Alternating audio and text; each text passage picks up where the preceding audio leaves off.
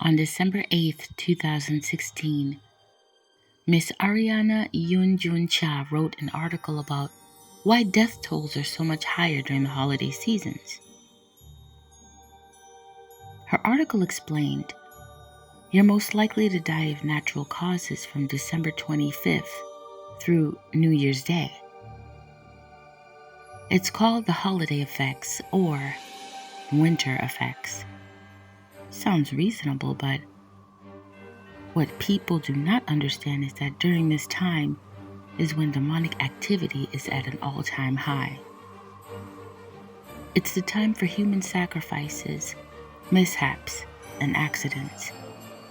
Many people who practice the occult can all attest that this is the time that they create agreements and arrange sacrifices. I don't know about all of you, but although the holidays are supposed to be a happy time, there is always an undertone of darkness attached, especially as the new year steadily approaches. Whatever you do this holiday season, be safe.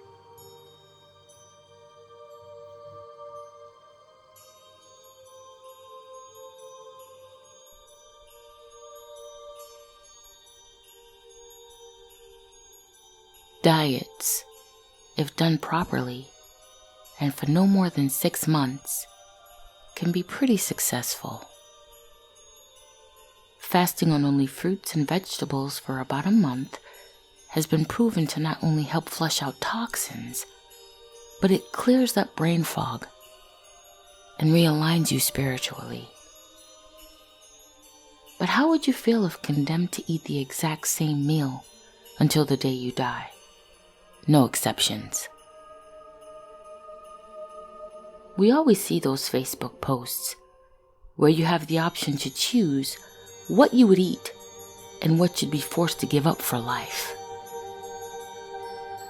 Some people say, goodbye burgers, adios cornbread, and a farewell to cabbage. But being sentenced to eat the same meal forever has got to be worse than death. Yes, some people have eating disorders that compel them to only eat one type of food and find other textures of food repulsive. But with therapy and trying other foods, that person can learn to enjoy other meals. But being told that you can't eat anything but one type of meal for the remainder of one's life sounds like insanity. That's exactly what happened to Paul. He wanted to never have to struggle for money ever again. So he visited a juju man. The juju man gave him a few options. Choose your sentence. You can either never sleep with a woman again, murder one of your closest relatives, or eat the exact same meal until the day that you die. Whichever you choose, you'll never lack for money ever again. But before you make your choice, think long and hard about what you are willing to live or live without. Yeah, he had relatives that he didn't get along with, but he didn't have the heart to hurt anyone. Now, with money comes women. He was young and handsome. He couldn't pass up the temptation of never touching a beautiful woman ever again. That was out of the question. It was a no-brainer for him. Eating the same meal was easy. After all, people should eat to live, not live to eat. So when he got hungry, he'd just eat and be done with it. He made his choice. All right. You can only eat boiled breadfruit and sardines in butter sauce. Okay. He didn't hate breadfruit, and sardines are okay. It wasn't a big deal. Or was it? He made his decision fast. The juju man called in a young woman to make Paul that meal. It took almost an hour for the meal to be prepared. the young woman appeared with a tray. The breadfruit was piping hot, and the sardines glistened in the butter sauce. It smelled really good, and tasted just as good. It was seasoned well and tasted quite nice. He ate it all, and then he was given ice-cold water, which he drank down. This was going to be easy. He could live comfortably, eat, and maybe someday have a beautiful wife and children. But it wasn't long before money started to appear in the house. One night he was sleeping when he heard something in the next room. He lived alone and thought someone was trying to break into the house. He armed himself with a knife he kept next to his bed, just in case.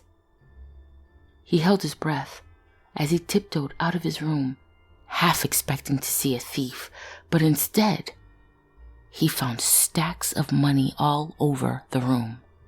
He never slept a wink. He stayed up through the night, counting money. This was exactly what he needed. This money was going to serve its purpose on his life. He had more money than he knew what to do with. Every night when he went to sleep, he'd wake up to stacks and stacks of money in his house. Okay, fine, that's good, but he was running out of room. He opened up several bank accounts to save all that money. Then it happened. He became hungry and needed something to eat, and quick. He stopped at a local bakery shop and bought 2 freshly baked beef patties and a hot cup of coffee. Paul's stomach growled loudly as the smell of the hot pastries wafted into his nostrils. He reached into the greasy bag and wanted to take a bite. It was delicious. He chewed and swallowed. Bite after bite, he chomped on the pastries until it was all gone, and guzzled down the coffee he bought. He didn't notice the thin layer of perspiration that covered his brow.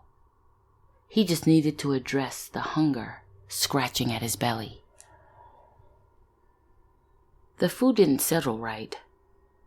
It felt like he swallowed an entire watermelon. Shortly after, he felt sick and threw up the patty and the coffee. Instantly, he remembered what the juju man told him. He could only eat boiled breadfruit and sardines. He drove for miles until he found a local restaurant. He found a street vendor making the very thing he wanted. The vendor was a lovely young lady who packed his order into a nice white container. He paid for his food, hurried to his car, and devoured it. Her meal was slightly spiced different, but oh so good. He drank water and returned to his house to count more money. The meal stayed put in his stomach. Paul was able to buy whatever he wanted. He could travel, and if anyone needed money, he was more than happy to give it to them. He had lots of lady friends. The most beautiful women he had ever seen came looking for him. It went on like that for almost a year. The only thing that was a hindrance to him was that stupid boiled breadfruit and buttered sardines. Oftentimes, he wanted to eat something like steak, rice, vegetables, and his favorite, black-eyed peas. When he went to parties, he couldn't eat anything other than what he was condemned to eat. It was exhausting to have to go through the same motions.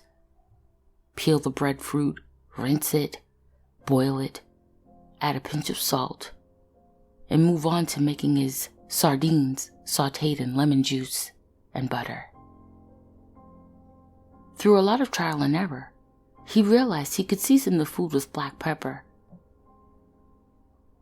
He had the option of not using salt, he could use more butter, or no butter at all.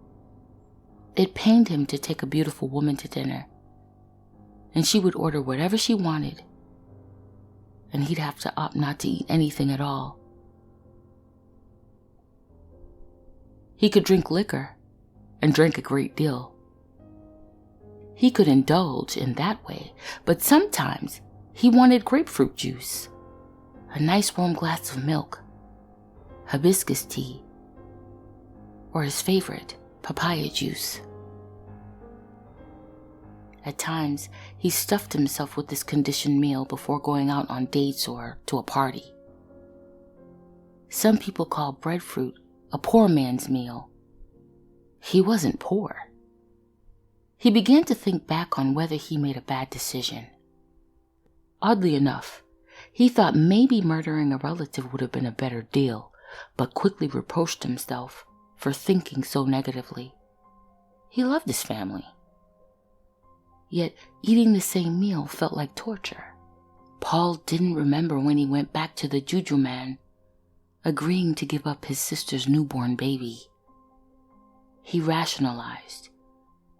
She can always have another baby. She'll be okay. He just wanted to eat something different. Enjoy a mango. Have some roasted peanuts and Coca-Cola. Anything would be better than breadfruit and fish. Long after the infant died, Paul indulged himself in all sorts of tasty foods. He hated that his sister was inconsolable. Miscarriage after miscarriage, his sister slumped into a deeper depression. Paul felt horrible. So he went back to the juju man and found that he couldn't revert back to his meal. If he was going to switch, then that would mean never being intimate with a woman. He wasn't about to do that. Vanity. But he had to do something to ease his sister's pain. Or would he?